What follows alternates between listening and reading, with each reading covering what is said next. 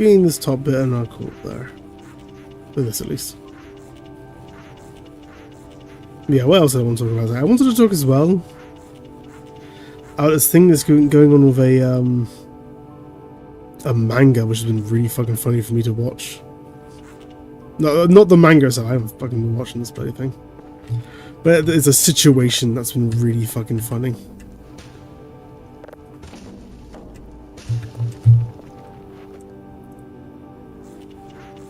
But there's been this whole thing with a manga called RentAGirlfriend, which right off the bat is just like, the whole premise of this manga is one I just don't give a shit about at all. It's not the kind of thing I would enjoy regardless of any controversy. The basic premise of it is, you know those like Japanese prostitutes that are like, oh, you can rent a girlfriend or rent a girl to be your girlfriend for a day, basically, but not actually have sex with her. She's just gonna pretend to be. It's just you're paying someone to pretend to be a girlfriend for a while, basically.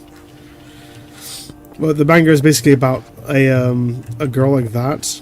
The basic idea is guy and girl were friends as kids or something.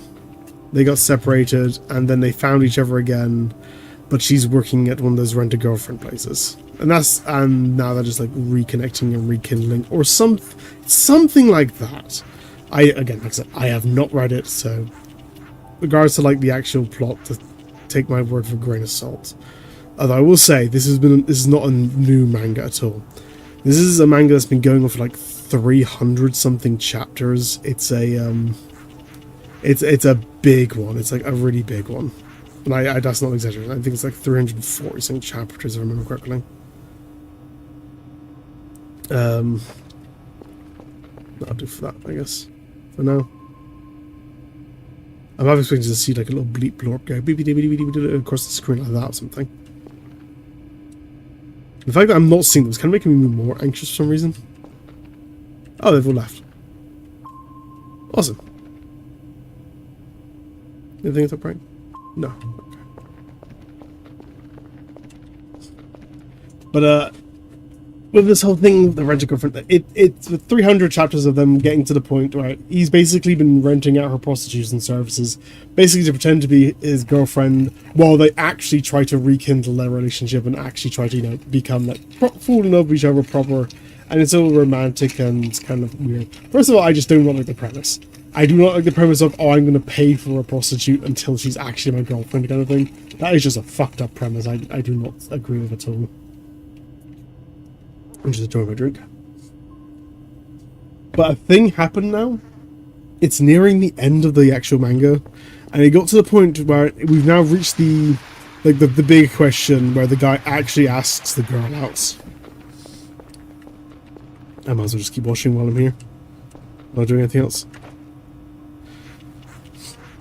But yeah, the guy actually asked the girl out, and then in the story, she rejected him. And it's not like, oh, there's like a quirky thing going on kind of thing. No, she actually properly rejects him at the end of the story.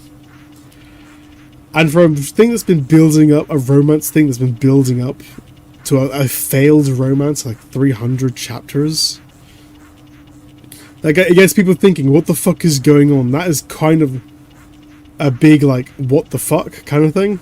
And apparently the romance was like proper as well. Like, no, there was like, she was showing that he was showing him that she was genuinely interested and she was properly leading him on kind of thing. And only for it to end like that is kind of like a big what the actual fuck. Especially considering the reason she gave for turning him down was apparently that she liked being a prostitute too much. She liked being one of those Japanese prostitutes too much to actually want to settle with him or something. Which is very fucked up. Like, I'm almost willing to bet, like, actual Japanese prostitutes like that would be annoyed at an ending like that. That's kind of the thing. But it got people wondering what the fuck is going on, because that's quite of a, that's out there, like, as your final, how your 300 thing manga fucking ends. It's just on a straight rejection. And it got people looking into it. And as it turns out, what actually happened is, as it turns out, the writer of the manga fell in love with the lead girl, the actual writer himself.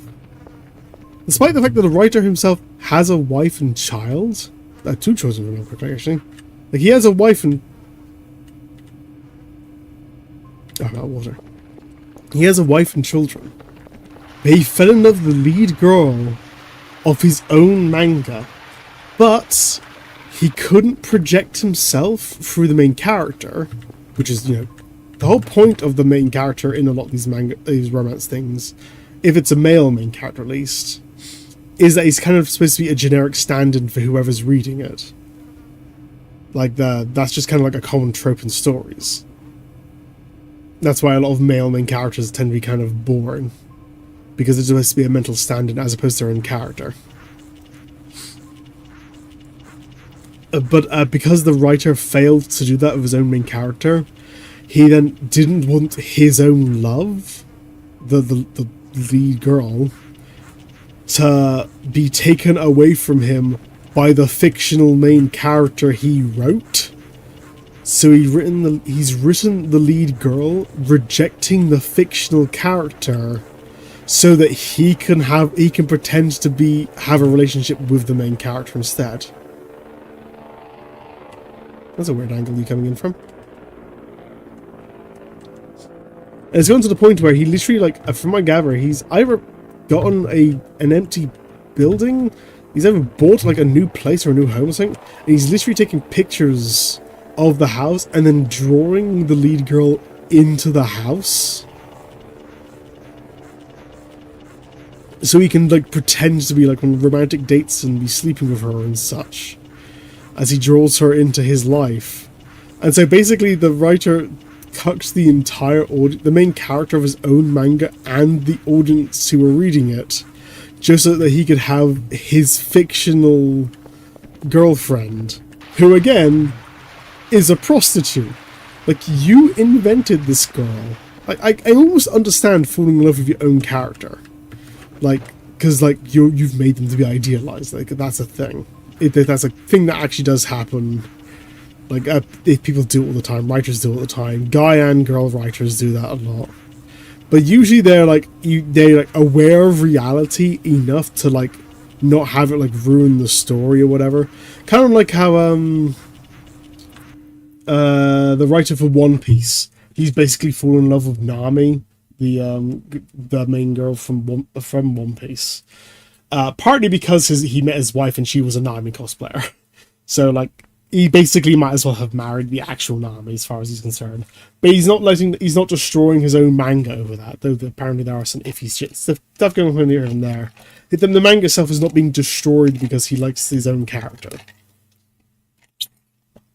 But this guy, the guy who writes RentAGirlfriend, no, his own love for the character, for his fictional girlfriend, has completely ruined his own manga. Which is funny as well, because again, it's a character he created, which means she could be anything he wants her to be. And she could be anything he wants her to be, and he made her a prostitute. Like, you literally control this world. Why did you fall in love with a character you created who was a prostitute? What the fuck is wrong with you? I almost understand you falling in love with your own idealized character. Why a prostitute? But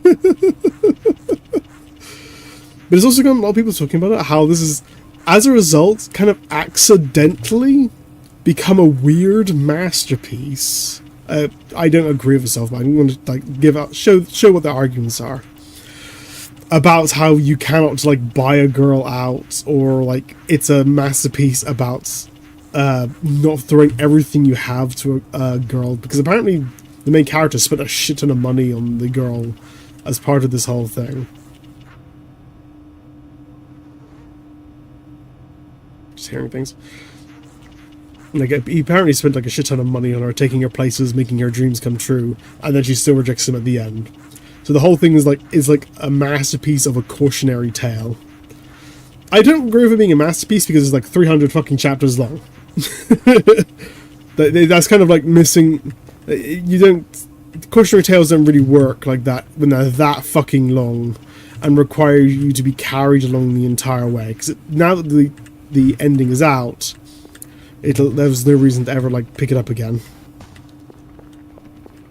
And that's why it kind of ruins itself, which is why I say the whole thing was it's not like a deep, masterful plot. It's just a ruined manga made by an entertainingly delusional person.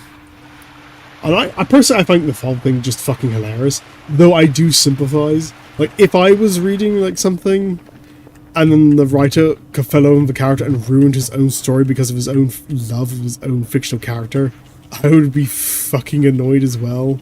So I do sympathize, but as an outsider, I find it absolutely hilarious.